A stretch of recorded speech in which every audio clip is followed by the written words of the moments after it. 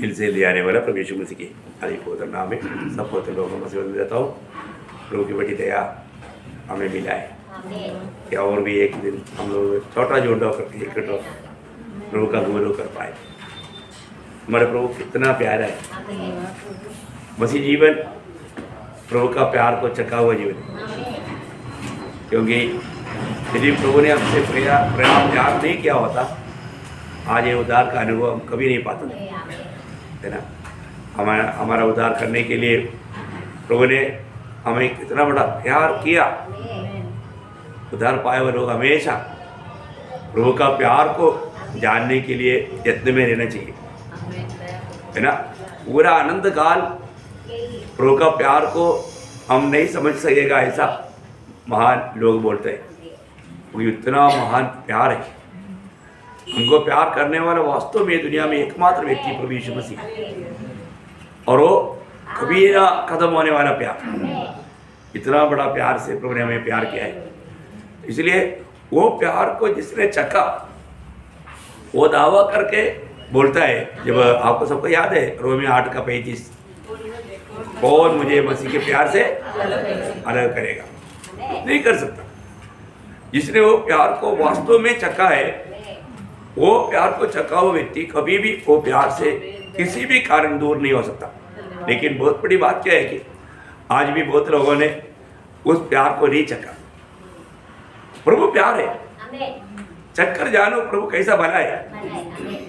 चखा नहीं, सिर्फ सुना, इसलिए लोग वो प्यार से वंचित हो जाता है। तो प्रभु का उस प्यार में रह करके प्रभु का प्यार में सब कुछ करना, जैसा अभी हम बोलता है हम जो भी करें मसीह में करना, मसीह के द्वारा करना। हम चलता है तो मसीह में चलना, हम बोलता है तो मसीह में बोलना है। हम जो भी करता है वो सब मसीह में होना। इसका मतलब एक प्रकार बोलेगा तो सब प्रेम में होना। प्रेम में जो कर रहा है वो सब मसीह में कर रहा है। जो प्रेम से नहीं करता वो मसीह में नहीं करता ना। कितना धन्यवाद है। मैं प्रभु को बहुत धन्यवाद देता हूँ। प्रभु ने और भी एक सुंदर दिन हमारे जीवन में दिया। तो पिछले शनिवार को हम लोग पड़ोसियों का पत्री 1 अध्याय का 9 से 13 तक वचन पढ़ रहा था। तो उसमें से कुछ ही बात मैं आप लोगों को बता पाया। आज उसी में से एक वचन से कुछ बात मैं आपको बताना चाहूँगा। उसका 11 वचन पढ़ेंगे आज थोड़ी समय के वचन के लिए। वही पड़ोसियों 1 अध्याय का 11 वचन। उसकी महिमा की शक्ति के अनुसार उसकी महिमा की शक्ति के अनुसार सब प्रकार की सामर्थ्य से बलवंत होते जाओ। देखिए इसका मतलब क्या है ना, मतलब आप उसकी महिमा की शक्ति के अनुसार बलवंत होते जाने का अर्थ वो पूर्ण रूप में बलवान होते जाना, परिपूर्ण अनुभव में, पूर्ण अनुभव में तो सामर्थ पाते जाना, प्रभु का उस सामर्थ्य में बढ़ते जाना। मतलब बहुत गहरा एक शब्द है ना।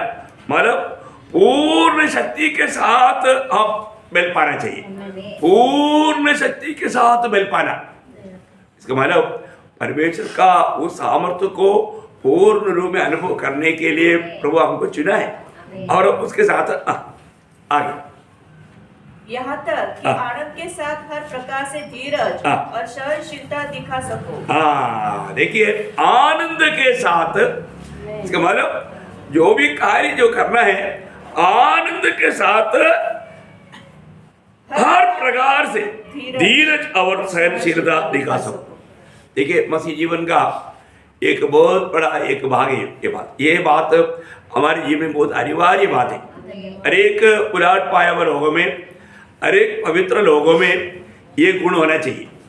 वो जो भी सहता है मतलब आनंद के साथ धीरज और सहनशीलता दिखाना, आनंद के साथ धीरज और सहनशीलता दिखाना।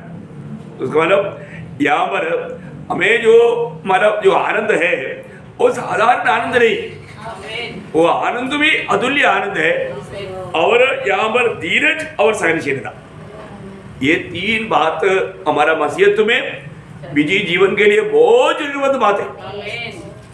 इसका मतलब अभी पहले वो बोलता है कि पूर्ण शक्ति के साथ मिल पाते जाना, है ना। वो बहुत बड़ा एक प्रयोग है, मैं आपको बताना चाहता हूँ। तो इसमें हमको मालूम है कि मसीह जीवन का जो भी कार्य जो है मनुष्य की सामर्थ्य में नहीं। आमेन। कैसे नहीं? हाँ, कई लोग सोचता है कि मैं पढ़ा लिखा है, मेरे को पढ़ना आता है, मैं पढ़कर समझ सकता है और मैं प्रचार कर सकता है। ऐसा करने वाला काम नहीं है। ये बिल्कुल कोई भी मनुष्य का दुनिया का रीति का कोई भी सामर्थ्य लेकर के चलने वाला काम नहीं तो मौसे को ऐसा धोखा हो जाएगा। मौसा एकदम मौसे पढ़ कर निकला, हाँ बोला ठीक है अभी अपन आज अभी छुड़ाने के लिए निकलते हैं।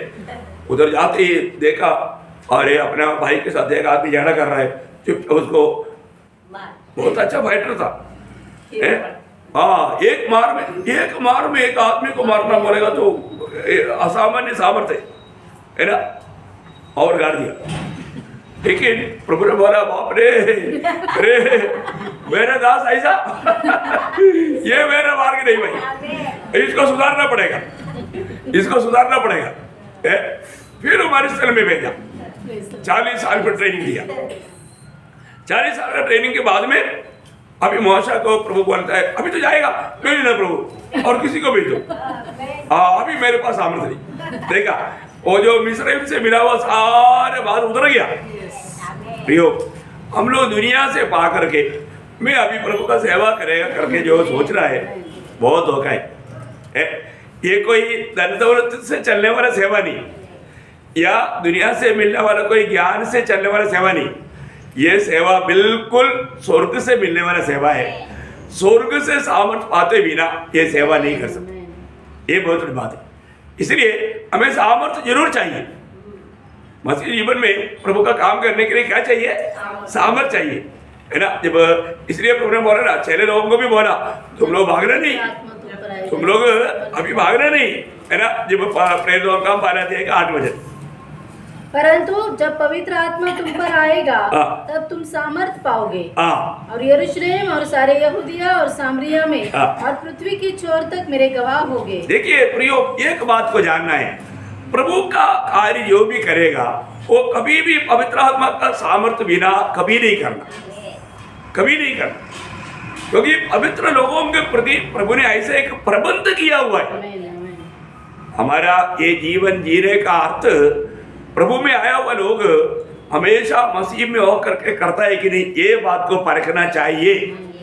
क्योंकि आपको मालूम है, मतलब अभी ये आत्मा का सामर्थ्य आते बिना तुम जा रहे ही नहीं, यरूशलेम में रहो। कितना भी दिन लगेगा तुम यरूशलेम में रहो, यरूशलेम से कहीं जाना नहीं, है ना। क्योंकि प्रभु के पवित्र आत्मा उतर आने के लिए प्रभु ने एक मतलब जगह तैयार किया है, उसके अनुसार उनको वहां पर रुकना था। तो बहुत बड़ी बात है। और वो लोग ऐसे ही किया और आत्मा आया, सामर्थ्य पाया, निकल पड़ा। तो बहुत बड़ी बात है हमारे जीवन में, हमारे लिए भी प्रभु ने ऐसे प्रबंध किया, है ना। जब 2 पत्रोस उसका 5वां अध्याय उसका 3रा वचन, क्योंकि उसकी ईश्वरीय सामर्थ्य ने सब कुछ जो जीवन और भक्ति से संबंध रखता है हमें उसी की पहचान के द्वारा दिया है, हमें दिया है।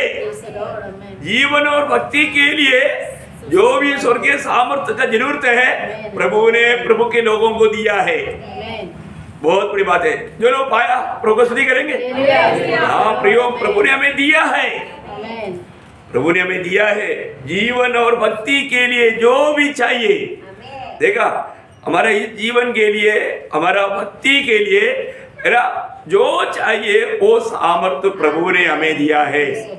ये कोई हमारा कोई परिश्रम से पाने वाला बात नहीं, प्रभु ने हमें दिया है। हमें सिर्फ को इस्तेमाल करना है, प्रभु का महिमा में इस्तेमाल करना है। इसलिए रोज वो सोर्स के साथ एक सच्चा संबंध रखना हमारा कर्तव्य है ना। रोज हमें उस आत्मा का सामर्थ्य में भरना, उस आत्मा के अनुसार चलना। इसलिए जब एफेसियों का पत्री उसका 6 अध्याय 10 वचन पढ़ना, एफेसियों 6:10, इसलिए प्रभु में और उसकी शक्ति के प्रभाव में बलवंत बनो। देखा, प्रभु में और उसकी शक्ति के प्रभाव में बलवंत बनो। ये हमारे लिए एक आज्ञा है। रोज हमें प्रभु में और उसका उस बलवंत शक्ति में रोज बल पाते जाना। हमें रोज बल पाने की जरूरत है। जो भी काम करना है हमें सामर्थ्य चाहिए, अभी वो हमें प्रभु से प्राप्त करना है। आपको मालूम है प्रेरित पौलुस प्रभु में आया तो आपको सबको सुपरिचित वचन है, जब प्रेरित 9:22 वो फल बल पाते गया, सामर्थ पाते गया, सामर्थ्य होते गया। क्यों?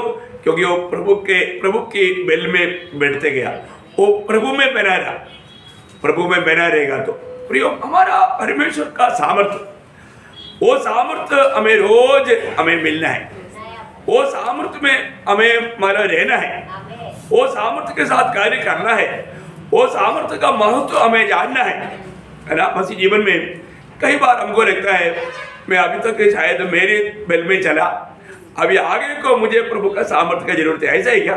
नहीं प्रियो, मसीह जीवन का आरंभ से प्रभु हमें बेल देता है, प्रभु हमें सामर्थ्य देता है। अगर हम आज बहुत लोग प्रभु को महिमा क्यों नहीं देता, उनको लगता है कि ये जो भी किया मैंने किया तो फिर प्रभु को महिमा क्यों दूं? फिर और हम प्रभु की ओर से किया तो प्रभु को महिमा देगा ही। इस व्यक्ति को लगता है नहीं ये प्रभु की ओर से मुझे मिला है, तो तुरंत प्रभु को धन्यवाद देगा, प्रभु को महिमा देगा। और जिस बात में आप प्रभु का धन्यवाद नहीं करता, अभी जैसे अभी यहाँ पर प्रभु को मसीह में तक आया, कैसे आया? मैं आया या प्रभु लेकर आया? प्रभु लेकर आया, इसलिए हम आते ही धन्यवाद देगा, प्रभु धन्यवाद आपने आज भी संगति में पहुंचाए, प्रभु का धन्यवाद देगा। भक्त का ऑटो में हमेशा स्तुति रहता है प्रियो। मैं एक बात आपको बताता हूँ ना, हम लोग कई बार थक जाता, कई बार हम लोग मतलब शक में पड़ जाता। नहीं, हमारे प्रभु के ऊपर शक करने की जरूरत नहीं। जो भी प्रभु ने जो वायदा दिया सब वायदा हाँ है, कोई भी ना नहीं। प्रभु ने हमको एक जगह के लिए निकाला है तो प्रभु वो काम करवाएगा। आपको मालूम है जब अब्राहम, हमारा परमेश्वर का सामर्थ्य का सीमा नहीं। हम लोग सोच रहे हमारे समझ का अंदर नहीं आया बोल करके वो बात पर शक नहीं करना। जैसे अभी एग्जाम्पल बोलेगा तो अब्राहम के जीवन में प्रभु ने वायदा किया, मैं तेरे वंश को आकाश की ताराओं के जैसा बढ़ाएगा। परंतु एक भी बचा नहीं। वायदा कौन दिया? सर्वशक्तिमान प्रभु ने, है ना। तो वहां पर एक शब्द हम पढ़ता है रोमियो का पत्री, उसका 4 अध्याय का 20 वचन, रोमियो 4 का 20। परमेश्वर की प्रतिज्ञा पर संदेह किया और विश्वास में दृढ़ होकर परमेश्वर की महिमा की। देखा, प्रभु आपने मुझको लाखों करोड़ों संतान दिया, धन्यवाद दिया। आया क्या? विश्वास से धन्यवाद दिया, विश्वास से धन्यवाद दिया। प्रभु ने मुझको वचन दिया है तो प्रभु पूरा करेगा। इस बात में उसको जरा सा भी शक नहीं, देखा, संदेह नहीं। उन्होंने प्रभु को महिमा देते रहा। 21 भी पढ़ी। निश्चय जाना कि जिस बात की उसने प्रतिज्ञा की है वह उसे पूरा करने में भी समर्थ है। पूरा करने में भी सामर्थ है। हमारा 20 वचन में पूरा है, आपका 2 वचन में। ओके, ठीक है। देखा, प्रभु ने जो भी वचन दिया है वो वचन पूरा करने के लिए सामर्थ्य है। कितनी बार हम लोग कुड़कुड़ाने के कारण, हम लोग जीवन में हारने के कारण हमारा अविश्वास है, हमारा अविश्वास है। जहाँ हमारा अविश्वास है वहां पर प्रभु काम नहीं करता, प्रभु विश्वासियों के लिए काम करता। प्रियो, हमारा विश्वास कमजोर नहीं होना, विश्वास में भी बल पकड़ना। ये विश्वास भी, जब लूका 17:5 में 6 लोगों ने प्रभु से क्या विनती किया था? प्रभु हमारा विश्वास बढ़ाओ। जिसको अपना विश्वास थोड़ा कमजोर लग रहा है ना, प्रभु को बोलो, प्रभु बढ़ाएगा ना। प्रभु को मांगो ना, मांगो तो तुम्हें मिलेगा ना, मिलेगा, पक्का मिलेगा। प्रभु ने बोला ना, आप मांगते ही नहीं क्योंकि लोगों को डाउट है, मांगेगा मिलेगा क्या? अरे मांगो ना, ऐसे बात मांगो ना, प्रभु आपको देगा, है ना। देखो, अरे प्रभु के पास होते हुए प्रभु नहीं देगा, सॉरी कल आना, ऐसे बोलेगा? नहीं, प्रभु कभी नहीं बोलेगा। प्रभु आप जब भी प्रभु से मांगेगा तुरंत प्रभु वो बात को आपको देगा, क्योंकि आप प्रभु में रह करके प्रभु का महिमा होना ये प्रभु का चाहते है ना। जब पहले इतिहास में एक ऐसा एक सुंदर वचन है, उसका 29 अध्याय का 12 वचन, पहला इतिहास उसका 29 अध्याय का 12 वचन। धन और महिमा तेरी ओर से मिलती है और तू सबों के ऊपर प्रभुता करता है। सामर्थ्य और पराक्रम तेरे ही हाथ में है, हाथ में है। देखा क्या वजन है प्रियो, ये सब प्रभु के हाथ में है प्रियो। आपको जितना बल चाहिए, सामर्थ चाहिए, प्रभु से मांगना, प्रभु में देगा, प्रभु देगा। कई बार कई रीति में, कई बातों में लोग प्रभु में इतना विश्वास नहीं करता। मैं आपको बोलता हूँ, हर एक समय में हमें प्रभु का शरणागत बनना। प्रभु मैं एक दुर्बल पात्र है, आप जानते हैं, लेकिन मुझे आपसे सामर्थ चाहिए, क्योंकि मेरा सामर्थ्य का स्रोत आप है प्रभु। जो मैं नहीं कर सकता मैं आपके द्वारा कर सकता हूँ। मुझे विश्वास है आप मुझे ले चलेगा, मुझे सामर्थ देगा। मुझे सीढ़ी चढ़ने के सामर्थ्य नहीं है तो प्रभु आप मुझे सामर्थ देगा। ये सीढ़ी क्या है, एवरेस्ट पहाड़ चढ़ने देगा। अरे आप प्रभु पर विश्वास कर, क्योंकि प्रभु के पास पूरा सामर्थ्य है। आपको जितना सामर्थ्य चाहिए प्रभु देगा। मैं आपको बोलता हूँ, ये जो भजनों को पढ़ने के टाइम ना मेरा दिल एकदम उमड़ता है। नीति वचन में ऐसा, सॉरी भजन संहिता में उसका 28 अध्याय का 8 वचन का शुरुआत, बहुत गहरा बात है। यहोवा अपनी प्रजा का बल है। देखा कौन बल है? यहोवा। आमीन। प्रभु प्रिय, प्रभु का लोगों का बल प्रभु है। आमीन आमीन। इसका मतलब क्या है कि प्रभु का लोग झुंड छोटा रहेगा और तो बलवान है, क्योंकि प्रभु उनका बल है। आप देखो प्रभु उनका बल है। कैसा बात है ना, ये कितना अनमोल बात है हमारे जीवन में। मतलब प्रभु का हमारा बेल प्रभु है बोलेगा तो अभी वहां पर क्या असंभव है? कुछ भी काम असंभव है ना। हमारा बेल कौन है ये बात को जानना है ना। हमारा सामर्थ्य का रहस्य, हमारा विजय जीवन का रहस्य सब हमारा प्रभु है।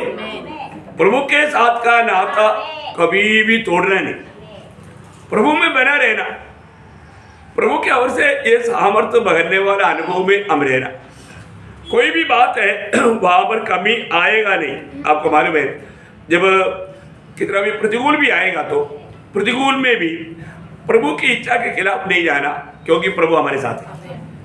जब एक बार हमारा एक परमेश्वर का जन आकर के अमस्या राजा को, यहूदा का राजा अमस्या को एक चेतावनी देकर कहता है, क्योंकि वो इस्राएल के लोग परमेश्वर को छोड़ करके परमेश्वर बिना जीने के समय में वो लड़ाई के लिए जा रहा है, तो इस्राएल से भी मदद मांगा। उन्होंने भी 1 लाख सेना भेजा, लेकिन परमेश्वर का हमारा दास आकर के अमस्या को बोलता है तू ऐसा मत कर, तू उनकी सहायता मत लो, क्योंकि उन लोगों ने प्रभु को त्याग दिया। आज इस्राएल के बीच में प्रभु नहीं, परंतु यहूदियों के बीच में है, इसलिए तू उनकी सहायता मत लो। तब वो बोलता है कि अरे मैं तो उनके लिए बल खर्च भी किया है।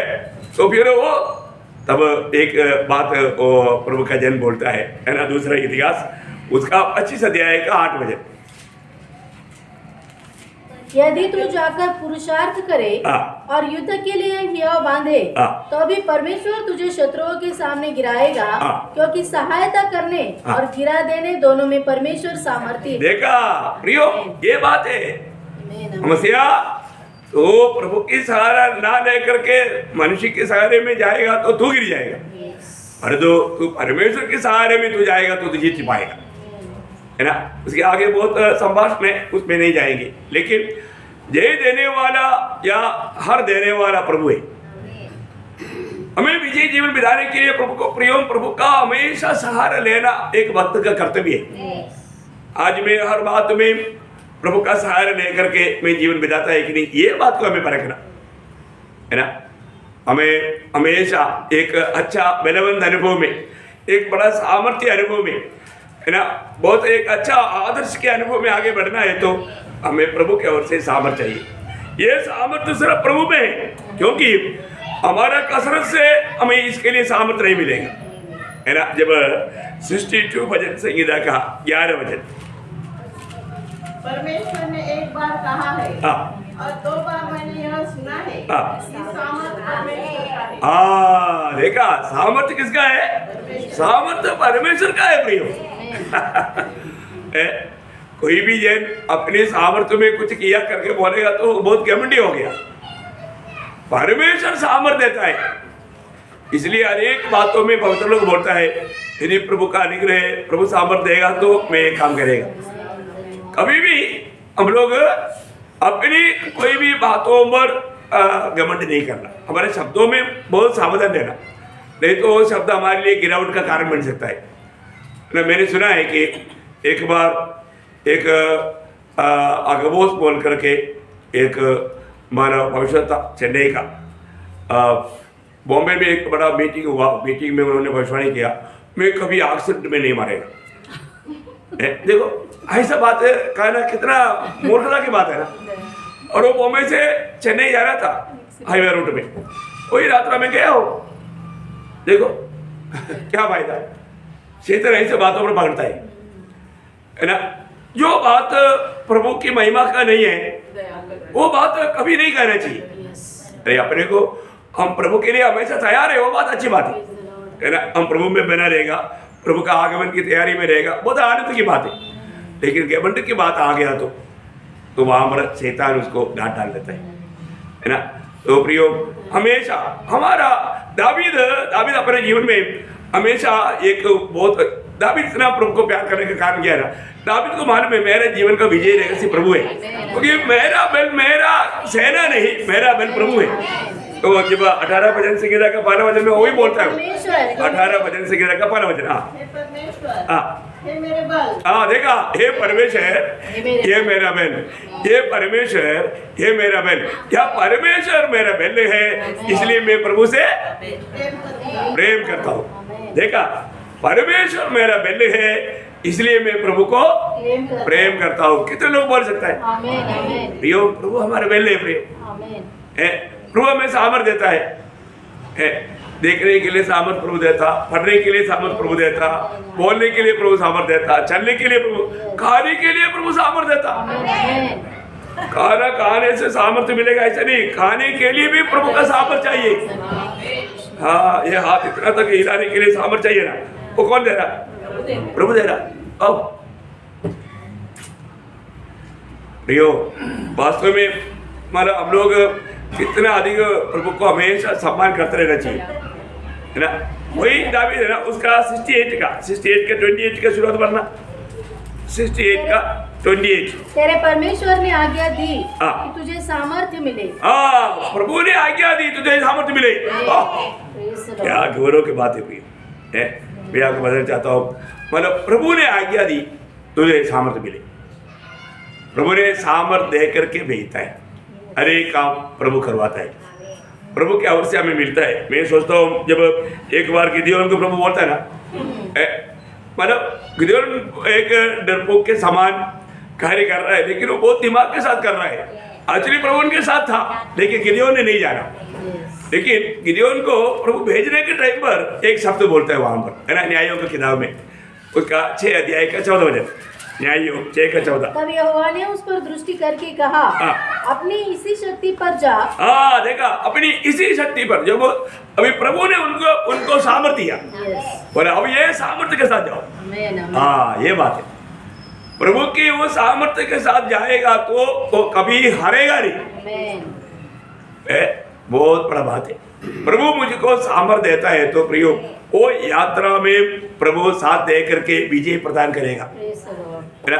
ये सब प्रभु करता है। और जो बात हम जब 84 भजन संगीता का 5 वचन में इसलिए भक्तों का विषय में ऐसा एक वर्णन वो शब्द दिया, 84 भजन संगीता 84 का 5। क्या ही धन्य है वह मनुष्य, कई धन्य है वो मनुष्य जो तुझसे शक्ति पाता है, जो तुझसे शक्ति पाता, जिसको सिय्योन की सड़क की सुधि रहती है। देखा प्रियो, जो प्रभु से शक्ति पाता है तो उनका यात्रा पूरा स्वर्ग की ओर है, वो नाश की ओर नहीं, वो जीवन की मार्ग में सिय्योन की ओर है। देखा, बहुत बड़ी बात है प्रियो, वो लोग धन्य लोग हैं, वे लोग प्रभु के उस मार्ग में चलता है ना। हर एक पवित्र लोगों के बारे में प्रभु के लोगों को हर वक्त है ना, जब उसका 68 का थोड़ा उसका 35 वचन भी पढ़ना, 68 का 35। परमेश्वर तू अपने पवित्र स्थानों में भययोग्य है।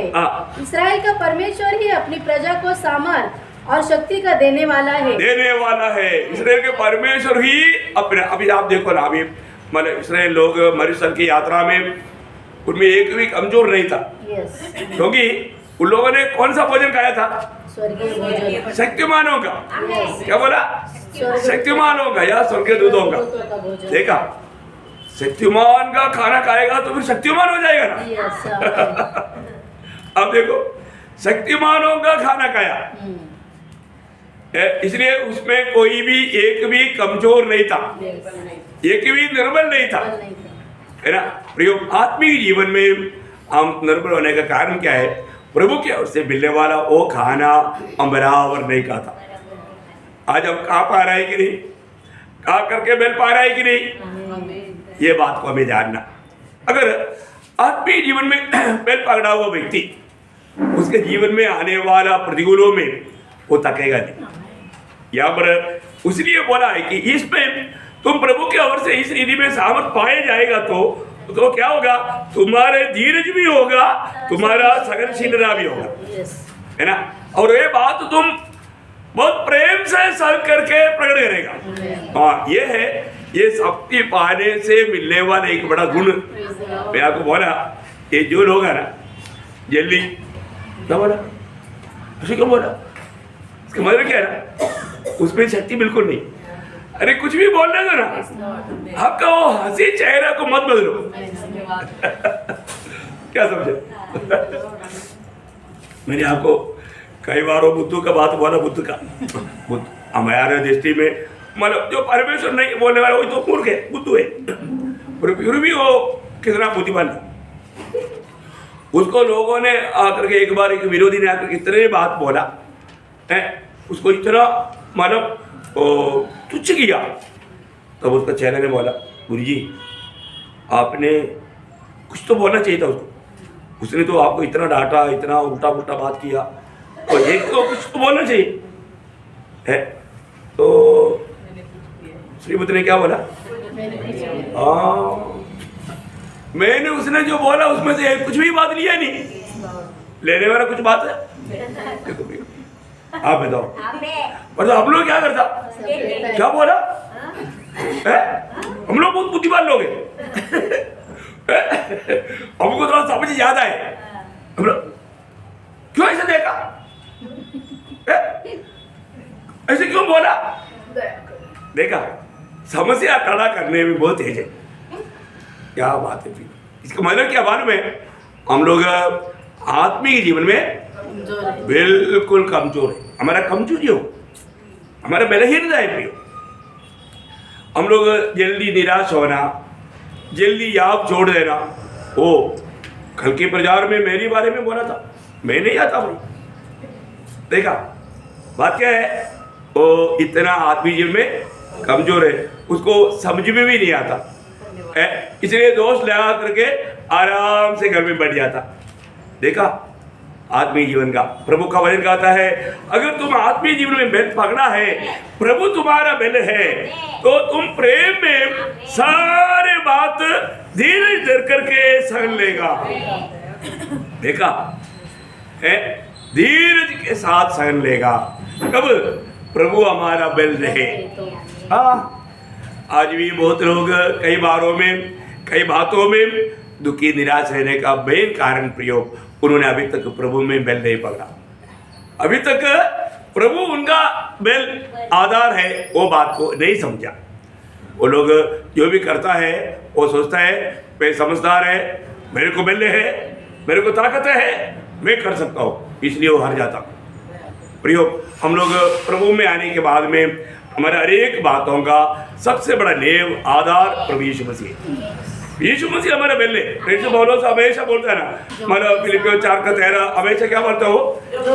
जो मुझे हाँ देखा, सामर्थ देने वाला प्रभु के साथ उनका अच्छा नाता है।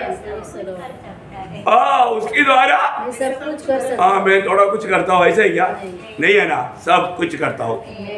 सब कुछ करता हूँ। इसलिए प्रभु को सारा महिमा देता है प्रभु का दास, क्योंकि मैंने नहीं किया, प्रभु ने किया, है ना। 1 कोरिन्थी 15:10 में वो बोलता है मैं सबसे बढ़कर काम किया, तुरंत वो एक शब्द जोड़ देता है, मैंने नहीं, प्रभु का अनुग्रह नहीं। ये सारे काम कौन किया? प्रभु का अनुग्रह, मतलब प्रभु का अनुग्रह, प्रभु का सामर्थ्य ने किया, मैंने नहीं किया। मैं किया बोल करके मैं क्रेडिट नहीं लेता हूँ। मेरे साथ तो प्रभु का अनुग्रह है, मुझे सामर्थ्य देने वाला मेरे साथ है, उसने किया। मैं एक सिर्फ पात्र बन करके उसका हाथ में रहा। क्या अनोखा बात है भैया। मैं आपको बताना चाहता हूँ, हमारे जीवन में ये बात को हमें समझना जरूरी बात है। हमारे धीरज, मतलब धीरज का अर्थ का क्या मालूम है? प्रतिकूलों में सहने का सामर्थ्य, प्रतिकूलों में सहने का सामर्थ्य। आज हमारे धीरज कैसा है? कोई अगर गुस्सा से देखेगा तो हम क्या करेगा? एक प्रतिकूल आ गया, कोई व्यक्ति हमको गुस्सा से देखा, ऐसे कुछ बोल दिया, हमारे क्या होगा? उनको भी हंसते हुए, क्या सर क्या बात हो गया, प्यार से बोल पाएंगे क्या? हम भी हमारे चेहरे बदल देंगे। देखो अगर कोई ट्यून बदल करके कुछ बोलेगा तो हमारा अर्थ क्या होगा? वहां पर मालूम पड़ता है हम लोग कितना धीरजवंत है ना। अपना देखो, हर एक समय में हमारे जीवन में कमजोरियां आ सकता है ना, क्योंकि हम शरीर में है ना। तो कभी भी वो शारीरिक बलहीनता को लेकर के विरोधी मतलब धोखा का काम दे सकता है, लेकिन हमें परखना है मेरे जीवन में। इसलिए ना प्रभु हमें बार बार बहुत लोग बोलता ना, हमको इतना तकलीफ क्यों है? तुम्हारा धीरज बैठा नहीं है, अभी तक 2 आउट्स बढ़ना चाहिए था, अभी तक तेरा बढ़ा ही नहीं धीरज। तो फिर धीरज नहीं बढ़ा है तो प्रभु को तो बढ़ाना है। प्रभु को आपका धीरज बढ़ाना, धीरज बढ़ाने का एक ही मार्ग है, आपको कष्ट देना। अभी आप सब लोग अच्छा थोड़ा दिल खोल करके दिमाग में समझना, और जीव में आने के टाइम पर घबराना नहीं, क्योंकि हमारा धीरज बढ़ाने के लिए एक ही मार्ग है ना। रोमियो का पत्र आपको मालूम है ना, देखो ये सब लिख कर दिया है ना। ये कोई नया बात नहीं बोल रहा है, आपका जो वचन में लिखा वो बात मैं थोड़ा सा आपको समझा रहा हूँ। उसका 5 अध्याय का 3-4 वचन। केवल यही नहीं, हम क्लेशों में भी घमंड करें, यह जानकर कि क्लेश से धीरज और धीरज से खरा निकलना और खरे निकलने से आशा उत्पन्न होती है। देखो इसका मतलब इसी कारण हम कष्टों में भी क्या करता? घमंड करता। और देखो ये बात है फिर, क्योंकि कोई भी कष्ट हमारा नुकसान के लिए नहीं, हमें यीशु मसीह के, अच्छा आपका जिंदगी का लक्ष्य क्या है? यीशु मसीह के जैसा बनना है ना, या कोई और बनना है? यीशु मसीह के जैसा बनना है तो आपको धीरज चाहिए ना। हमारे प्रभु यीशु मसीह कितना धीरजवंत था, तो वो धीरजवंत हमारे भी चाहिए ना, तो हमारे पास नहीं है ना। फिर हमें धीरजवंत वाला बनाने के लिए प्रभु वो मार्ग में ले जाता है। और तो हम बोलता है प्रभु ऐसा मार्ग में मत ले जाओ, प्रभु मैं आपको बोलता हूँ वो हाईवे रोड बहुत अच्छा है। ये ना बहुत काटा है, बहुत मुश्किल है प्रभु, वो अच्छा टार है बहुत है। प्रभु को हम बोलते हैं, प्रभु बोलते बेटे वो मार्ग में तुझे वो मिलेगा नहीं, तुझे ये मार्ग में जाना है। हम लोग कई बार क्या करता है, प्रभु को उपदेश देता है, प्रभु का उपदेश हम नहीं लेता, हम प्रभु को मार्ग बताता है। ऐसा ही क्या? हाँ, ऐसा नहीं होना। हमें जो मार्ग, हमारा मार्ग टोटली हमारा मार्ग यीशु मसीह है, तो प्रभु हमको ले चलता है वो मार्ग में, हमें धन्यवाद देना। हर एक बहुत लोग ये बात को जानना पड़ेगा, खास करके मानव प्रभु का जो सेवा करना चाहता है, वो भी एक बहुत बड़ा दर्शन है। उस दर्शन में बढ़ने वाले लोगों में ये खूबी चाहिए, है ना। जब 2 कोरिन्थी उसका 6 अध्याय का 4 वचन, परंतु हर बात से परमेश्वर के सेवकों के समान, परमेश्वर की सेवकों की, अभी सेवकों को क्या चाहिए उसका बात बोल रहे हैं। सेवकों की समान अपने सद्गुणों को प्रकट करते हैं, बड़े धैर्य से देखा क्या हो गया? धैर्य से। ये धैर्य वहां पर आना चाहिए, धीरज। क्या आना चाहिए? धीरज। वो जो धैर्य बोला है वो धीरज के बारे में, बड़ा धैर्य से, बड़ा धीरज के साथ। देखा तो किसको चाहिए? सेवकों को चाहिए, प्रभु के दासों को चाहिए। ये भी हम कोई भी काम करता है, कोई भी बात समझाता है, वहां पर सब क्या चाहिए? धीरज चाहिए भी। वो बात और भी स्पष्ट तिमोथेयुस का पत्री में लिखा है, 2 तिमोथी 2 अध्याय का 24वें पढ़ना। प्रभु के दास को झगड़ालू नहीं होना चाहिए, पर वह सबके साथ कोमल और शिक्षा में निपुण और सहनशील हो। सहनशील हो। ये नहीं कि हमेशा छोटा कुछ बात पूछ लिया तो तुरंत उल्टा गुस्सा करके उनको धमकी दे करके, ऐसा नहीं करना। एकदम धीरजवंत हो, बहुत नम्रता के साथ। प्रियो, ये बहुत बड़ी बात है। 25 में नम्रता से समझाए। नम्रता से समझाए। देखा, बड़ी बड़ी बात है, बड़ी बात है ना। कोई भी कुछ पूछ लिया तो तुरंत गुस्सा नहीं करना है ना। कई लोगों को आता है नहीं, वो तुरंत गुस्सा करता है ताकि आइंदा ना पूछे। ऐसे नहीं, मैं तो बार बार बोलता है पूछो, है ना। आज भी जो जा करके पूछा, हमको बहुत खुशी हुआ, है ना। जो व्यक्ति जो जानने की इच्छा में, हमें उसको बहुत प्यार से समझाना। मैं बार बार बोलता हूँ, आप लोगों को कोई भी प्रकार का डाउट है आप जरूर पूछो, उसको बड़े प्यार से समझाएंगे, है। बहुत बड़ी बात है। वो ऐसा गुण प्रभु के दासों को चाहिए, है ना। वही बात है 2 तिमोथी 3:10 पढ़ना। परंतु तूने उपदेश, चालचलन, मनसा, विश्वास, सहनशीलता, प्रेम, धीरज और सताए जाने और दुख उठाने में मेरा साथ दिया। मतलब मेरे जीवन में सहनशीलता था, तूने देखा। ये तिमोथेयुस को समझा रहा है, नहीं समझा? उसके बीच में वो सहनशीलता आया, धीरज आया। मतलब ये सब किसमें था? पौलुस में था। पौलुस बोलता है कि देखो, तूने मेरे जीवन में देखा ना, वो तुम्हारे अभी जीवन में हो ना, क्योंकि तुझे आगे प्रभु का काम करने के समय में लोगों को समझाने के टाइम पर ये धीरज चाहिए। मुझे मालूम है कई लोग है ना, थोड़ा उनको समझ में नहीं आया, कुछ सवाल किया तो एकदम गुस्सा करता है, क्योंकि उनको अच्छे उत्तर देना नहीं आता। अरे ऐसा धमकी देने से क्या फायदा? हमें ठीक है, नहीं आता तो दूसरों को पूछो ना, पूछ करके उनको समझाओ। ठीक है, अभी मैं थोड़ा उसके बारे में थोड़ा पढ़ाई करके, नहीं तो किसी को पूछ करके मैं आपको बताता हूँ। इतना तो सहनशीलता चाहिए ना, प्रियो। बहुत जरूरी बात है। कई बातों में लोग क्या है, वो सहनशीलता नहीं दिखाता। तो प्रभु के लोगों को, खास करके सेवक लोग, जीवन हर एक वक्त लोगों के जीवन में यह अनिवार्य बात है। एक बात आपको बताना चाहता हूँ, जब मतलब जो भी कष्ट में गुजरना पड़ता है ना, उस समय में ये बहुत जरूरी बात है। हम लोग याकूब का पत्री में, याकूब 6 देने वाले एक शब्द ऐसे संदर्भ में पढ़ाता है, याकूब 5 अध्याय का 11 वचन। देखो, हम धीरज धरने वालों को धन्य कहते हैं। तुमने अय्यूब के धीरज के विषय में तो सुना ही है, और प्रभु की ओर से जो उसका प्रतिफल हुआ उसे भी जान लिया है। देखो, इसका मतलब क्या है कि अय्यूब का जीवन को लेकर के हम कितना धीरजवंत होना चाहिए करके सिखाता है। प्रियो, हमारा भी जीवन में कष्ट आएगा तो हमें वो धीरजवंत बना रहना, क्योंकि अय्यूब के समय से बढ़ करके आज हम इतना धन्य अवस्था में हैं, क्योंकि हम प्रभु के आत्मा पावन हो गए, प्रभु के लिए प्रिय हो गए। हमारे तुल्य दुनिया में कोई है क्या? मैं आपको बताऊं, कुछ भी हो, इस पूरा मानव सृष्टि में मंडली जीवन के जैसा तुल्य जीवन और कुछ भी नहीं। और वो सौभाग्यता प्रभु के अनुग्रह से हमें मिला। हमें उसके लिए कितना मतलब दिल की गहराई से प्रभु का आभारी होकर के प्रभु का धन्यवाद देना चाहिए।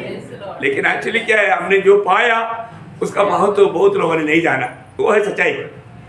अय्यूब अपने इतने कष्ट और मुसीबत के बीच में भी कुड़कुड़ाया नहीं। वो बोलता है कि अरे प्रभु ने दिया, प्रभु ने लिया, इसमें प्रभु का महिमा।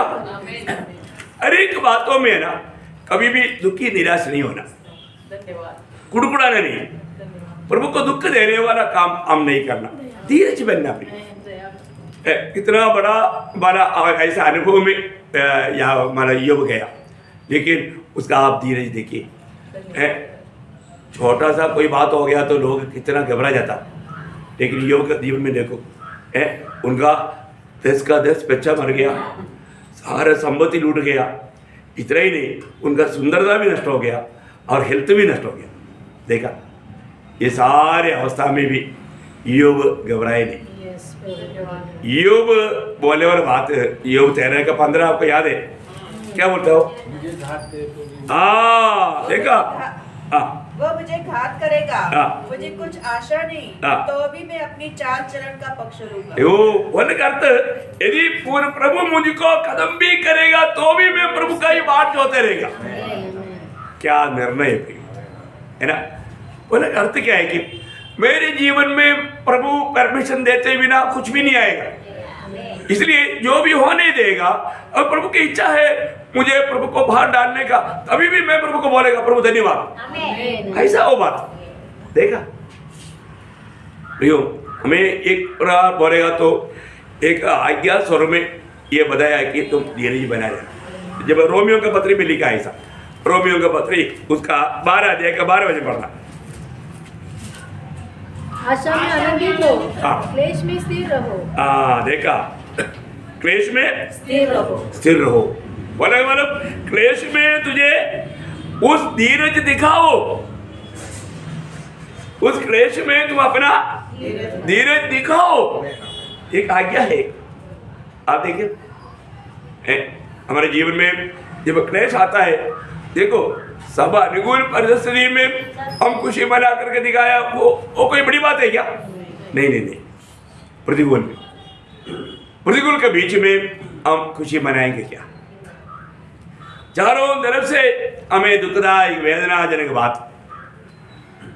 सच में मैं आपको बताना चाहता हूँ, जो प्रभु ज्यादा चाहता है उसके जीवन में ऐसे चारों तरफ से कष्ट बहुत ही आएगा, लेकिन प्रभु का भक्त को प्रभु उसके बीच में बड़ा जय के उत्सव के साथ पार कराएगा। हमारा भरोसा हमेशा प्रभु रहना, प्रभु मेरा सहारा है करके अगर आप जानता है तो आप कभी भी डगमगाएगा नहीं, है ना? ऐसा चारों तरफ जब युद्धा पत्र लेने के टाइम पर भी बोलता है उसका 3 वचन में, नाना प्रकार का विश्वास की परीक्षा, क्या बोलता है वो?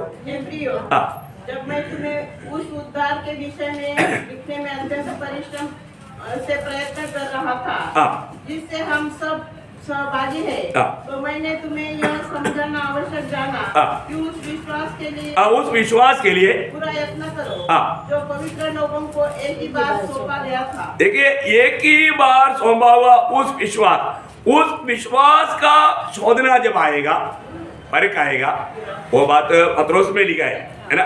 पत्रोस 12 अध्याय का 7 वचन, और यह इसलिए है कि तुम्हारा परखा हुआ विश्वास जो आग से ताए हुए नाशवान सोने से भी कई अधिक बहुमूल्य है, यीशु मसीह के प्रकट होने पर प्रशंसा और महिमा और आदर का कारण है। इतना बड़ा बात है प्रियो, हमारा विश्वास फर्क आ जाएगा। लोग क्या बोलते हैं, विश्वास को मत परखो, क्योंकि परखा गया तो गया है। कोई भी परीक्षा नहीं चाहता बिना परीक्षा का पास करो और 100% मार्क दे दो, ये सबका इच्छा है। ऐसा चाहिए क्या? नहीं नहीं प्रियो, हमें परीक्षा होना जरूरी बात है, हमें परखा जाना जरूरी बात है। परखा जाएगा तब मालूम पड़ेगा। आप कोई भी चीज लेता है, आप परखता है कि नहीं? कपड़ा लेता है तो उसको परखता है, कोई बाइक लेता है ना, कोई भी चीज लेता है परखता है लोग। ऐसा है तो हमें स्वर्ग का लायक है कि नहीं, प्रभु परखता है। मेरे पुत्र के साथ राज करने का योग्य है कि नहीं, प्रभु परखता है। वो परख में हम कैसे नहीं गिरेगा। प्रभु में अनेक लोगों को तीतोस का पत्री में, तीतोस उसका 1 अध्याय का 2 वचन पढ़ना, नहीं तो 2 का 2 पढ़ना, एक का 2 होगा, एक। उस अनंत जीवन की आशा पर जिसकी प्रतिज्ञा परमेश्वर ने जो झूठ बोल नहीं सकता सनातन से है। नहीं, मैं एक्चुअली क्या है ना, उसका तीतुस उसका दूसरा अध्याय का दूसरा वचन है। अर्थात बुरे पुरुष हाँ धैर्य में पक्के हो, हाँ धैर्य में पक्के हो। हाँ करेक्ट, धैर्य में पक्के हो।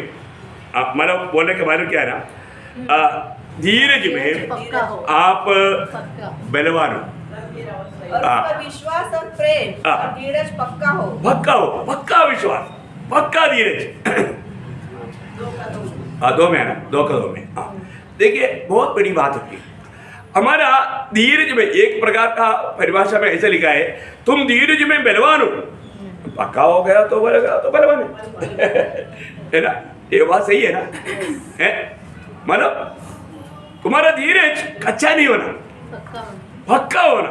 मतलब किसी प्रकार का भी प्रतिकूल में कुछ भी नहीं लगता ऐसा चलना, हाँ ऐसा सामर्थ्य होना। क्या है ना, क्या वचन कितना सुंदर है। मैं सोचता हूँ ये वचनों को सही रीति पे अपन थोड़ा डाइजेस्ट हो जाए तो हमारा आत्मीय जीवन के लिए कितना बड़ा ताकत मिलेगा, बहुत बड़ा मिलेगा फिर। तो हमारा हर एक बातों में हमें धीरजमंद बनना है। खास करके अभी हम लोग सब जानता है कि हमारा प्रभु का आगमन निकट है ना। प्रभु के आगमन निकट होने के कारण हमारा धीरज कभी कम नहीं होना, नहीं तो वक्त पर हम नष्ट हो सकता है। उसके लिए याकूब बोलता है, याकूब 5 अध्याय का 7 वचन पढ़ना, याकूब 5 अध्याय का 7 वचन। इसलिए हे भाइयों, हाँ। प्रभु के आगमन तक हाँ। धीरज धरो। हाँ देखा, प्रभु के आगमन तक धीरज, पर इसके बीच में धीरज मत त्यागना। हमारा धीरज, इसलिए हमें धीरज परखना चाहिए भाई, मेरा धीरज कमजोर तो नहीं हो रहा है, मेरा हिम्मत धैर्य कमजोर तो नहीं हो रहा है, प्रतिकूलों में कहीं डगमगाए तो नहीं जाता। परखना भी, परखना है हमें, और भी धीरजबंद बनना का जरूरत है। खास करके हम प्रभु के आगमन की निकटता में, इसलिए प्रभु के आगमन तक क्या करना, धीरजबंद बने रहो, धीरजबंद बने रहो। तो हर एक हमारा आत्मीय जीवन का विजय जीवन के लिए हमें ये धीरज चाहिए, और इसमें परमेश्वर के वो सामर्थ्य के अनुसार हमें धीरज में बलवान होना, ताकि हमारे जीवन में आने वाला कोई भी प्रतिकूल में आप डगमगाए ना जाए। धीरज बढ़ना, फिर उन्होंने प्रभु ने क्या बोला, सहनशीलता है। धीरज का बात और सहनशीलता के बात में अर्थ में फर्क है, ये बात भी जानना है ना। धीरज का बात संदर्भ के अनुसार की बात है, संदर्भ या सिचुएशन, अवस्था। परंतु ये जो मतलब सहनशीलता क्या है, मनुष्य की संबंध की बात है, मनुष्य के संबंध की बात है। ये बात का फर्क समझ में आया। धीरज जो है वो अवस्था, परिस्थिति, परिस्थिति के ऊपर है, नहीं समझा, परिस्थिति के ऊपर। आपको कष्ट आया, तकलीफ आया, निंदा आया, बदनामी आया, ये सब एक परिस्थिति है, सिचुएशन, क्या बोलो उसको, हाँ सिचुएशन है। परंतु यहाँ पर जो ये जो सहनशीलता जो है मनुष्य के संबंध में, मनुष्य के संबंध में, ये बहुत बड़ी बात है भाई। हमारे आपस में कोई बात होगा तो हमारे आपस की कोई बातों में हमें क्या चाहिए, सहनशीलता चाहिए। उसमें हमें यीशु मसीह की वो सामर्थ्य में सहनशीलता में बढ़ना है। बहुत गंभीर बात है भाई। आज हम लोगों के जीवन में या आत्मीय जीवन में, घर में हो, मंडली में हो, ऑफिस में हो, कई लोग है ना, थोड़ा कुछ बॉस ने डांटा, तूने ठीक से काम नहीं किया, मैं ही काम नहीं करता, उसको अच्छा नहीं लगता, थोड़ा भी डांटना सहने के लिए तैयार नहीं। बॉस को बोलता है मैं ऐसे ही करूँगा, ऐसे तो तुम मेरी काम नहीं करना, एप्लीकेशन दे दो, ठीक है ले लो, देखा सहनशील नहीं। क्या हो गया, एप्लीकेशन ले लिया, बोला कल से इधर नहीं आया, तेरा छुट्टी हो गई। देखा नौकरी गया, नौकरी क्यों गया, सहनशील नहीं था। अभी हमारे बीच में एक जोड़ी चैन था, उसको फॉरेस्ट डिपार्टमेंट में इतना अच्छा नौकरी था। एक दिन बॉस ने हमारा बुला करके कुछ तो डांटा, उसने बोला देखो मैं ऐसे ही करूँगा, ऐसे है तो आप नहीं कर दो। उसने वो गुस्सा में जा करके एप्लीकेशन दे दिया, उन्होंने एक्सेप्ट कर दिया। उन्होंने ऐसे नहीं सोचा था कि ऐसे हो जाएगा, लेकिन ऐसे ही हो गया। तो क्या हो गया, नौकरी से निकाला। वही बात मैंने कभी कभी कहा ना, हमारा ये जो सहनशीलता नहीं होने से बड़ा धोखा होता है, बड़ा धोखा होता है। अपने ट्रिब्यूनल का भी ऐसे हुआ, मनमाड़ आपको याद है, वो तो सीएट में इतना अच्छा पोस्ट में था, उधर का पूरा मेन सिक्योरिटी ऑफिसर था।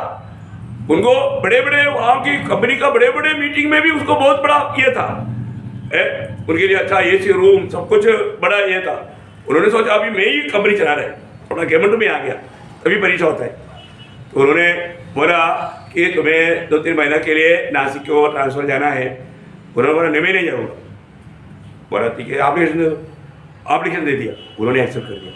उन्होंने कभी नहीं सोचा था कि मतलब उनको ऐसा होगा, निकाल दिया। देखो इसके बाद में कितनी जगह पर भीख मांगने जैसा घुमा, लेकिन कहीं भी वो सक्सेस नहीं हुआ, जबकि इतना हाई पेमेंट के साथ बड़े वीपी लेवल में अच्छा पहुंचा था।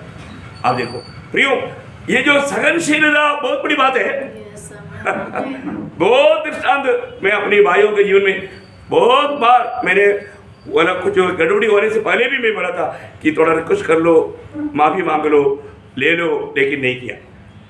फिर गड़बड़ हो गया, होने के बाद भी फिर क्या होगा, होने के बाद कुछ नहीं होता। ऐसे बातें प्रियो कभी भी मतलब हमारे जीवन में आना, ये जो गुण जो है प्रियो, सारे पवित्र लोग ये बात को जानना। आज हमारे में सहनशीलता है क्या?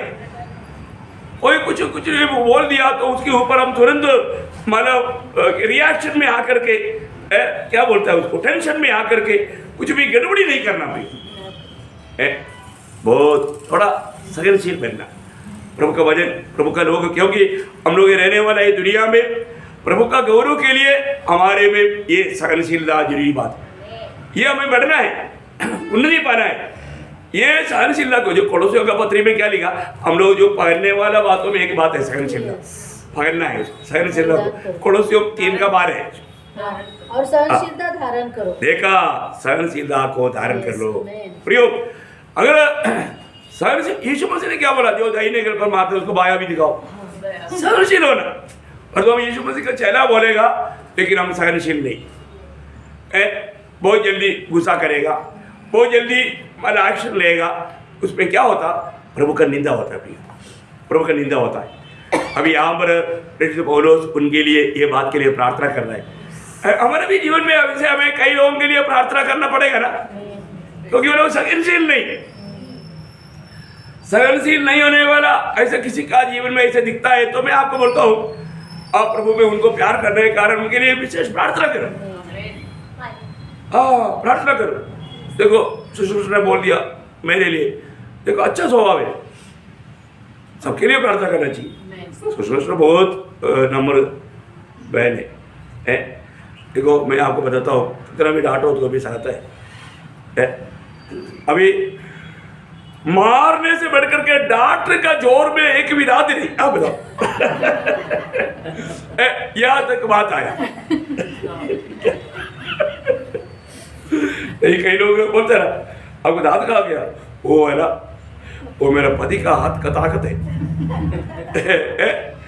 हाँ, इधर ऐसा बात ही है ही नहीं, कभी भी पोल बदलने हाथ उड़ाया नहीं, लेकिन ये सहनशील नहीं है।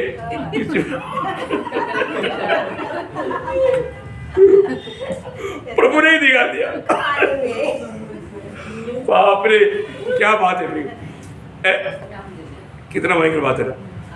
नहीं, हमारा सुषमा बहुत आनंद है, दांत नहीं है उसके लिए भी धन्यवाद देता हूँ। कई लोग कितना परेशान होता है, तो हमें सहनशीलता बढ़ाना चाहिए, है ना। मतलब प्रभु का वचन में ये गुण उसका बारे में बहुत तारीफ किया है। एक्लेशियंस में ऐसे लिखा है, एक्लेशियंस उसका 7 अध्याय का 8 वचन का बी पाठ पढ़ना। एक्लेशियंस 7 अध्याय का 8 वचन का बी पाठ। और धीरजवंत पुरुष अहंकारी से उत्तम है। हाँ, धीरजवंत पुरुष अहंकारी से उत्तम है। यहाँ पर वो सहनशीलता को धीरजवंत बताया, धीरजवंत पुरुष, है ना, धीरजवंत पुरुष। वहाँ पर सहनशील पुरुष आना चाहिए। सहनशील पुरुष अहंकारी से उत्तम है प्रिय। देखा उनका तारीफ है। आज मैं कहां तक सहनशील है, मराठी में कैसे लिखा? मराठी में क्या किसके पास है मराठी? ठीक है, कोई बात। तो बहुत बड़ी बात है। मैं आपको बोलना चाहता हूँ कि मतलब वो शब्द मराठी में आया कि नहीं मालूम करने के लिए है नहीं। ओके, कोई बात नहीं, किसके पास मराठी नहीं। ओके, देखो मतलब हमारे जीवन में बहुत प्रकार, मतलब ये बात है ना, ये बात तो मैं प्रभु का लोगों में ये गुण होना जरूरी बात है नहीं है ना? उन्मत्त मनाच्या इस्मापेक्षा सहनशील मनाचा देखा, सहनशील, देखा वो शब्द आया। देखा, इसलिए मतलब यहाँ पर सहनशील चाहिए था, सहनशील शब्द ढूंढ रहा था। देखा, मिला ना? मतलब आपको बोलने का अर्थ क्या है ना, हम लोग उसका वो जो भाषा का भी आता है, इसलिए अपना ऐसे बोलता है। ओके, प्रभु को धन्यवाद देते हैं। सहनशील होना है ना, जब भी कोई भी व्यक्ति को कई बार क्या है ना, लोग उल्टा पुल्टा भी बात पूछता है, तभी भी सहनशील होना, उसके साथ गुस्सा नहीं करना है ना। जो दूसरा तिमोथी में प्रभु का दासों के लिए एक शक्ति जगावनी है ना, उसका दूसरा तिमोथी 4 अध्याय का 2 वचन कि तू वचन का प्रचार कर, हाँ, समय असमय तैयार रह, हाँ। सब प्रकार की सहनशीलता देखा, सब प्रकार की सहनशीलता के साथ और उल्लाना दे। हाँ, देखा, बोलने का अर्थ क्या है कि जो भी आप उपदेश देगा, शासना देगा, जो भी काम करेगा, सहनशीलता के साथ करना। समझ में आ रहा है कि नहीं? हाँ, बहुत ऐसे नहीं क्रोध में आकर के, गुस्सा में आकर के, बहुत बड़ी बात है। एक माँ के समान, एक पिता के समान है ना, सहनशील होना बहुत जरूरी बात है ना। अगर ऐसा नहीं है तो मंडली जीवन में मंडली को चलाना बड़ा मुश्किल हो जाएगा है ना। खास करके अगुआ लोगों को ये गुण बहुत जरूरी बात है। विश्वासियों को भी आपस में चाहिए, सहनशीलता चाहिए है ना। कई जगह पर ये जो गुण ना होने के कारण बड़े बड़े समस्या खड़ा होता है। प्रभु का अनुग्रह है, प्रभु ने अभी ऐसा कोई समस्या वालों को नहीं देखा। ऐसे जो भी था प्रभु ने मंडली को शुद्ध करते जा रहा है। मैं आपको बोलता हूँ, जो भी ऐसे स्वभाव के लोगों को प्रभु दूर करता है, प्रभु दूर करेगा, ये काम प्रभु करेगा है ना। क्योंकि हमें इस जीवन की यात्रा में विजयी जीवन बिताने के लिए, विजयी पाने के लिए ये चाहिए। आपको मालूम है प्रभु यीशु मसीह हमारा विजयी लोगों का अवस्था बोलने के टाइम पर लूका 21 अध्याय का 19 वचन में, लूका 21 अध्याय का 19 वचन में वहां पर भी जो धीरज आया, लेकिन वहां पर भी सहनशीलता आना चाहिए। आप मराठी में देखेगा तो शायद मिलेगा, मिलेगा लूका 21 का 19। किसी के पास मराठी है? अपने धीरज द्वारा तुम अपने प्राणों को बचाओ। अच्छा, मराठी में ऐसा है नहीं, वो तो हिंदी हो गया ना, वो तो हिंदी पढ़ा। ओके, तो सबका ऐसे ही है।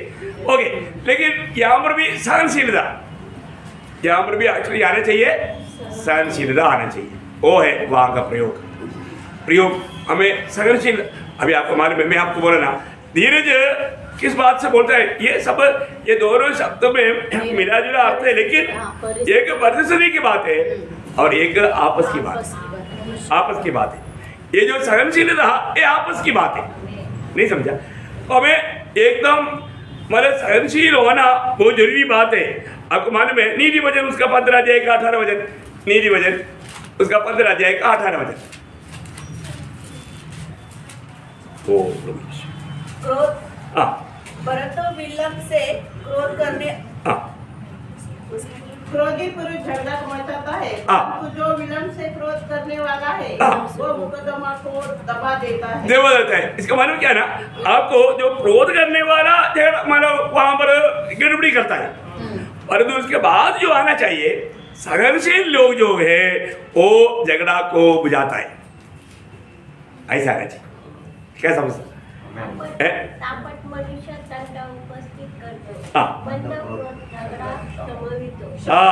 मतलब जो क्षमाशील या सहनशील मनुष्य क्या करता, या झगड़ा को खत्म करवाता है।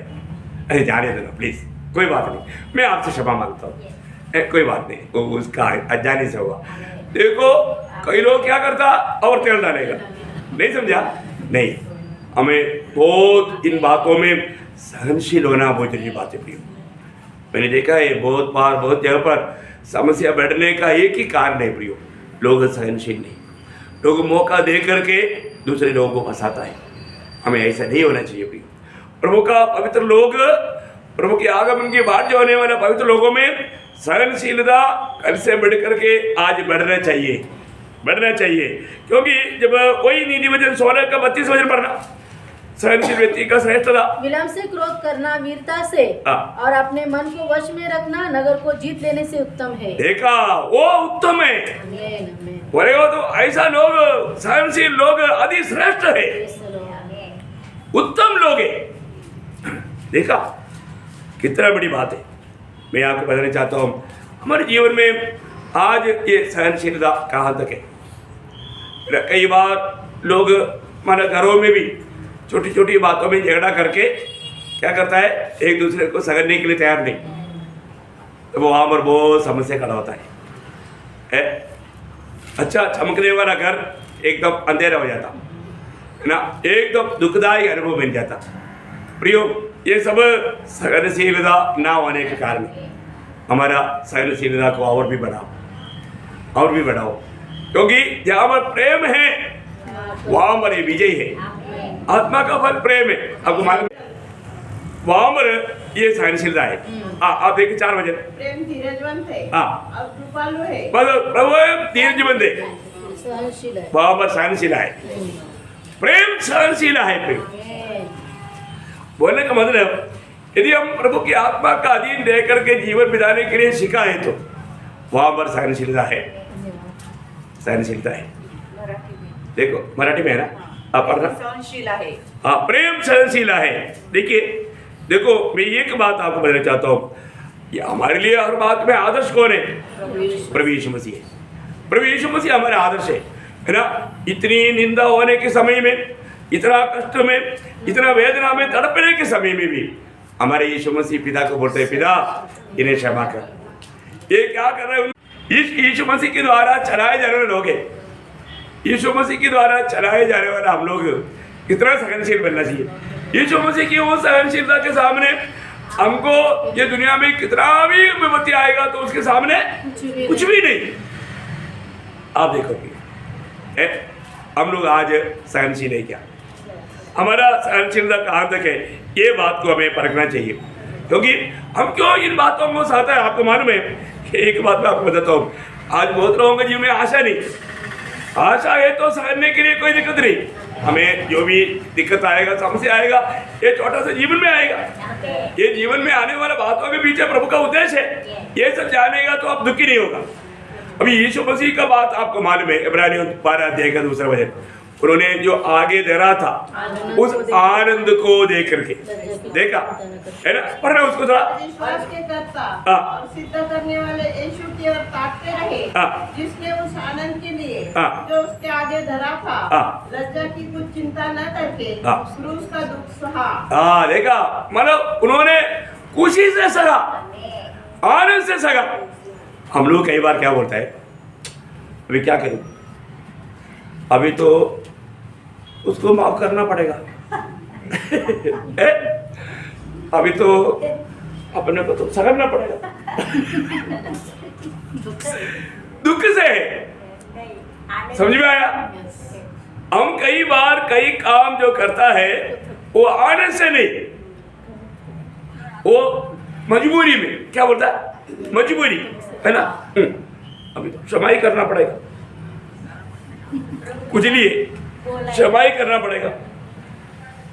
अभी हम क्या प्रभु का जन्म ना सहना ही पड़ेगा। देखो हमारे ऐसी अवस्था है, नहीं प्रभु ऐसा ना हो। प्रभु का जन्म इन बातों में पार करना चाहिए। मेरे जीवन में आज मेरा धीरज, मेरा सहनशीलता दिन प्रतिदिन बढ़ता है कि नहीं, क्योंकि इसका आनंद में बड़ा प्रयोजन है और वो बढ़ाने वाला मार्गों में प्रभु हमको ले चलता है।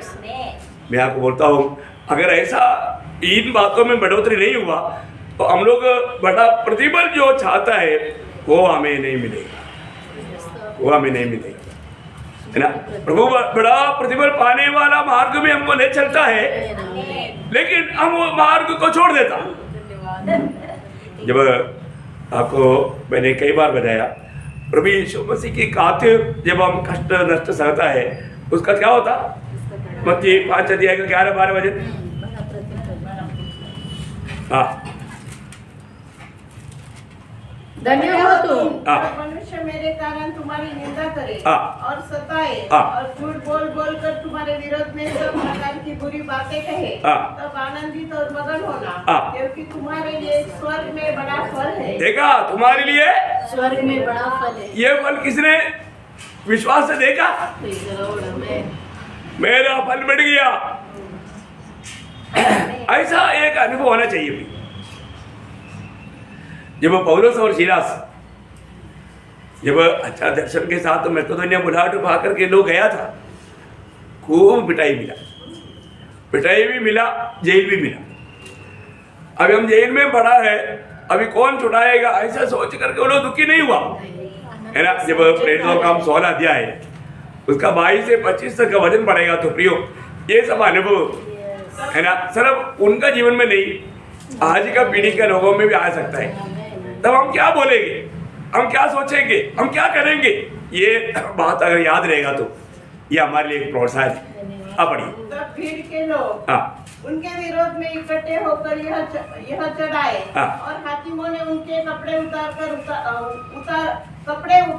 उतार डाले हाँ। और उन्हें बेत मारने की आज्ञा दी। हाँ। बहुत बेत लगवा कर देखा बहुत भेद हुआ कर उन्होंने उन्हें बंदी गृह में डाल दिया हाँ। और दारोगा को आज्ञा दी हाँ। कि उन्हें चौकसी से रखे। हाँ। उसने ऐसी आज्ञा पाकर उन्हें भीतर की कोठरी में रखा हाँ। और उनके पांव काट में ठोक दिए। हाँ। आधी रात के लगभग हाँ। पौलुस और सीलास प्रार्थना करते हुए हाँ। परमेश्वर के भजन गा रहे थे हाँ। और कैदी उनकी सुन रहे थे। हाँ। इतने में बस बात हो गया ना। इस अनुभव में भी गीत गा के प्रभु का महिमा करना बोलेगा तो कोई हल्की बात है क्या? ये गीत आएंगे नहीं, लोग रोते रहेगा, मारो मैंने क्या गुनाह किया, कुड़कुड़ाएगा। पर तो प्रभु के लोगों ने ऐसे किया नहीं किया प्रियो। बोलो प्रभु को धन्यवाद दिया, प्रार्थना किया, धन्यवाद दिया, गीत गाया। देखा ये बात है सहनशीलता हमारे जीवन में जब भी, है ना, हम लोग कहाँ मरे प्रियो, हम लोग यही मर कहीं भी हो कभी भी हमें जानना है मैं प्रभु के राज्य में पैगाम रहे, प्रभु के राज्य में। प्रभु के राज्य का अनुभव कहाँ है? देखो इस दुनिया में रहने के समय में, प्रभु के राज्य में रहने के टाइम पर भी कई तकलीफ आएगा, लेकिन वो तकलीफ में भी तकलीफ हमारे ऊपर, मतलब जो प्रभु का राज्य के अनुभव के ऊपर नहीं आना, नहीं तो डूब गया, नहीं तो पतरस का जैसा विश्वास खो दिया, डूबने देगा, ऐसी अवस्था आएगा। लेकिन वहां पर भी, है ना, रोमियो 14:17 के अनुसार क्योंकि परमेश्वर का राज्य हाँ। खाना पीना नहीं परंतु धर्म और मेल मिलाप, धर्म और मेल मिलाओ, और वो आनंद है वो आनंद है जो पवित्र आत्मा से होता है। देखा वो आनंद कैसे आनंद? पवित्र आत्मा से भजन संगीता में 4:7 में ऐसे लिखा है, वो आनंद का एक मूल्यवान बात है ना। भजन संगीता 4 अध्याय का 7 वचन।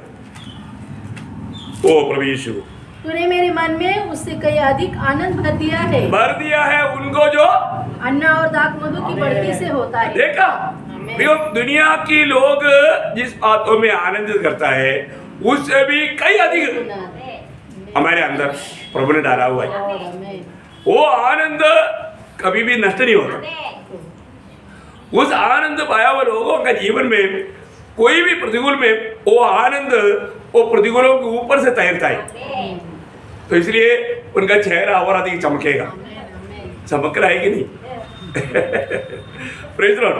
जो कष्ट में गुजरता है ऐसा लोगों के चेहरे देखो, मैं आपको बोलता हूँ वास्तव में जो ओरिजिनल मसीह है उनके चेहरा ज्यादा चमकेगा, ऐसे समय में ज्यादा चमकेगा, ज्यादा वेदना में। बहुत बड़ी बात है। मैंने ऐसे कई लोगों का चेहरे में देखा है कि इतना कष्ट में है लेकिन उनका चेहरा चमक रहा है। क्या है ना, प्रभु उसमें महिमा ले रहे हैं, है ना। देखो हम लोग जो भी आनंद रहता है प्रियो, ये दुनिया की बातों में नहीं, आत्मा का आनंद है, आत्मा का आनंद। हम आत्मा में है तो वो आनंद हमारे जीवन में, हमारे चेहरे में रहेगा। यीशु मसीह दुनिया में रहने के टाइम पर भी आनंदित हुआ। कैसे आनंद हुआ? दुनिया की बातों में नहीं, है ना। वहां पर एक शब्द ऐसे लिखा है, जब लूका उसका 10 अध्याय उसका 21 वचन पढ़ना। यीशु मसीह कैसे आनंद, किसमें आनंदित था? उसी घड़ी वो पवित्र आत्मा में होकर, हाँ, पवित्र आत्मा में आनंदित होकर आना चाहिए। आनंदित आनंद से भर गया। हाँ, ओके, आनंद से भर गया, आगे आया। हाँ, ठीक है, मतलब पवित्र आत्मा में वो आनंद से भर गया उस घड़ी में। जबकि दुनिया के लोग प्रभु की बातों को तुच्छ कर रहे हैं, तब वो बोलता है प्रभु पिता तूने सच मुझे, आगे भी थोड़ा पढ़ना, वो विषय भी समझेगा। हे पिता, स्वर्ग और पृथ्वी के प्रभु, मैं तेरा धन्यवाद करता हूँ कि तूने इन बातों को ज्ञानियों और समझदारों से छिपा रखा और बालकों पर प्रकट किया या इसलिए प्रभु आत्मा में आनंदित होकर के पिता को गौरव दिया। देखा प्रियो, मैं एक बात आपको बताना चाहता हूँ, हम लोग किसी प्रकार भी इन बातों को समझने के लायक नहीं था, परंतु प्रभु ने हमारे ऊपर बहुत बड़ा कृपा उठाया, है ना। हम लोग प्रभु को कितना धन्यवाद देना चाहिए, है। आप सोचो, किसी प्रकार भी हम लायक नहीं था, परंतु प्रभु ने हमें लायक बनाया, है ना। इसलिए प्रभु आत्मा में आनंदित हुआ। हमारे जीवन में हम आत्मा में रहेगा तो हर समय हम आनंदित रह सकता है ना। परंतु हम लोग आत्मा में नहीं रहता, प्रभु ने हमें आत्मा दिया, हम आत्मा के अनुसार नहीं चलता है। आत्मा में रहेगा, आनंद रहेगा। प्रभु ने प्रभु के आनंद, प्रभु के आत्मा के द्वारा हमारे अंदर दिया ना। प्रभु जो भी काम किया प्रभु में होकर किया। यीशु मसीह चेलों को समझाने के टाइम पर यूहन्ना उसका 15 अध्याय उसका 11 वचन में, यूहन्ना मैंने ये बातें तुमसे इसलिए कही है कि मेरा आनंद तुम में बना रहे। देखा, मेरी आनंद तुम में बना रहे, मेरी आनंद। ओह, क्या आनंद है प्रियो, प्रभु की आनंद है। प्रभु हमें देने वाला आनंद, उसका 16 अध्याय के 22 के आखिरी में लिखा है, वो आनंद कोई तुम्हें छीन नहीं ले सकता, छीन नहीं ले सकता। ओह, कैसा बात है ना। उसका 17 का 13 में क्या लिखा हमारे में? अब मैं तेरे पास आता हूँ और ये बातें जगत से कहता हूँ कि वे मेरा आनंद अपने में पूरा पाए। देखा, प्रभु में वो आनंद, प्रभु के लोग उस प्रभु, हम लोग सादा आनंद नहीं ले रहे। ये दुनिया पूरा मिलकर के भी उस आनंद का एक छोटा पीस भी, टुकड़ा भी नहीं ले सकता। इतना बड़ा आनंद, क्या कितना बड़ा बात आज हमारे अंदर प्रभु ने किया, है ना। पुराने नियम का लोगों को भी जो प्रभु के संबंध में है, प्रभु ने उन लोगों को हमेशा आनंद दिया था। आपको मालूम है प्रभु ने उनको क्या कर दिया? जब यशायाह 35 अध्याय का 10 वचन पढ़ना, यशायाह 35 का 10। यहोवा के छुड़ाए हुए लोग लौट कर जय जयकार करते हुए सिय्योन में आएंगे और उनके सिर पर सदा का आनंद होगा। देखा, उन पर सदा की आनंद होगा। देखिए, बहुत बड़ी बात है। प्रभु के लोगों को प्रभु जो आनंद देता है वह थोड़ी समय की आनंद नहीं, सदा का आनंद, सदा का आनंद। मैं आपको बोलता हूँ, देखो दुनिया के लोगों का आनंद दुनिया की बातों में वो, तो दुनिया की बात नष्ट हो गया तो आनंद भी उसके साथ चले जाता। लेकिन प्रभु के लोगों का आनंद ऐसा है क्या? नहीं, कभी भी नष्ट नहीं होना, क्योंकि प्रभु ने हमें दिया वो आत्मा के द्वारा वो आनंद है, उस आत्मा का फल में वो आनंद है, प्रभु में रहने के द्वारा वो आनंद है ना। जब आपको सबको सुपरिचित वचन है हबक्कुक 3 अध्याय का 17-18 वचन, है ना। एक भक्त जो प्रभु को अपना आनंद का आधार जाना और प्रभु को ही अपना आनंद समझा, उसके लिए दुनिया का कोई भी कष्ट, नष्ट, नुकसान उसके आनंद को थोड़ा भी मतलब प्रहर या हानि नहीं पहुंचा सकता। अब यहाँ हमारा हबक्कुक क्या बोला? क्योंकि चाहे अंजीर के वृक्ष में फूल न लगे और न दाखलताओं में फल लगे। जलपाई के वृक्ष में केवल धोखा पाया जाए और खेतों में अन्न न उपजे। भेड़शाला में भेड़ बकरियां न रहे और न थानों में गाय बैल हो। तो भी मैं यहोवा के कारण आनंदित और मगन रहूंगा। देखा प्रियो, मैं यहोवा की कारण, मतलब मेरी आनंद ये दुनिया का कोई बातों में नहीं, प्रमोशन में नहीं, धन में नहीं, सुख में नहीं, ये दुनिया से मिलने वाला कुछ भी बातों में नहीं है। यहोवा में मेरा आनंद है। ये बहुत बड़ी बात है। आनंद के साथ हमें धीरज और सहनशीलता बढ़ाना है और आनंद के साथ इन बातों का अनुभव में आगे बढ़ना है। ये आनंद का थोड़ा कुछ को भी बता करके जल्दी खत्म करेगा। मतलब मैं आपको बोला नहीं, साल में हम हमेशा आनंद रह रहे, इसलिए ऐसे विषय बोलने के टाइम पर बहुत बात याद आता है ना। तो हमारे इस आनंद का कुछ आम बात है मैं बताता हूँ। पहले बात भजन संगीता 16 अध्याय का 11 वचन देखिए। ये भी अगर आपको आनंद का घटी लगता है तुरंत होटल में नहीं जाना है, कोई बिग बाजार में नहीं जाना, क्या करना, आनंद उधर नहीं मिलता। आप पढ़िए। मुझे जीवन का रास्ता दिखाएगा, तेरे निकट आनंद की भक्ति। क्या करना, आनंद जब गट्टी लगता है तुरंत भाव करके प्रभु की उपस्थिति में आना। क्या समझा? मैं हमेशा ऐसा करता हूँ। कभी भी आनंद का घटी लगता है तुरंत मैं जाकर के प्रभु की उपस्थिति में घुटना टेकता हूँ। अब इतना आनंद के सागर से ऐसा पीता हूँ, भरपूर पिएगा तो भी सागर में कुछ कमी पड़ता है क्या? नहीं पड़ता। क्या अनुभव है? बहुत श्रेष्ठ अनुभव है प्रिय। बाइबल खोलना और बाइबल पढ़ना। देखिए, जब भी आपको आनंद कम लगता है तो क्या करना, प्रभु का वचन को खोल करके उसको पढ़ना। प्रियो, हमारा आनंद और कोई कहीं नहीं होना चाहिए, प्रभु ही। अब पिछले दिनों में हमने कई बार ध्यान किया हुआ एक शब्द है नहमीया 8 का 10, उसका आखिरी भाग क्या बोलता है? मतलब यहोवा का आनंद मेरा बल है। देखा, आज अगर ये आनंद नहीं रहेगा तो क्या होगा?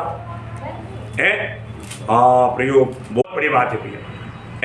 अपने जीवन में मैंने वो पाना है कि नहीं, ये बात को स्मरण करो। मैं अभी ज़्यादा नंबर नहीं करूँगा, मैं जल्दी से जल्दी मैं आपको ये बात को खत्म करना चाहता हूँ, है ना। लेकिन देखो, जो भी प्रभु का शरणागत है, जल्दी 1-2 वचन पढ़ना। भजन संगीता 5 अध्याय का 11 वचन। ओ लॉर्ड जीसस, परंतु जितने तुझ पर भरोसा रखते हैं वे सब आनंद करें। देखा, सब प्रभु के सारे शरणागत, प्रभु के सारे शरणागत को आनंद मिलता है ना। प्रभु को आनंद कम नहीं होने देगा, है ना। उसका 25 का भजन संगीता 25 का 11। के कारण आनंदित और मगन हो। देखा है, धर्मी लोग यहोवा के कारण तो आनंदित और मगन हो, क्योंकि प्रभु आपके साथ है ना। आखिर एक वचन पढ़ करके मैं समाप्त करूंगा, क्योंकि अभी जरूरत है इसे समझ रहे हैं। ओके, तो यूहन्ना का सुसमाचार 16 अध्याय उसका 24 वचन। प्रियो, हमारे जीवन में प्रार्थना का रीति में करेगा तो आपका आनंद पूरा हो जाएगा। ये प्रभु यीशु मसीह का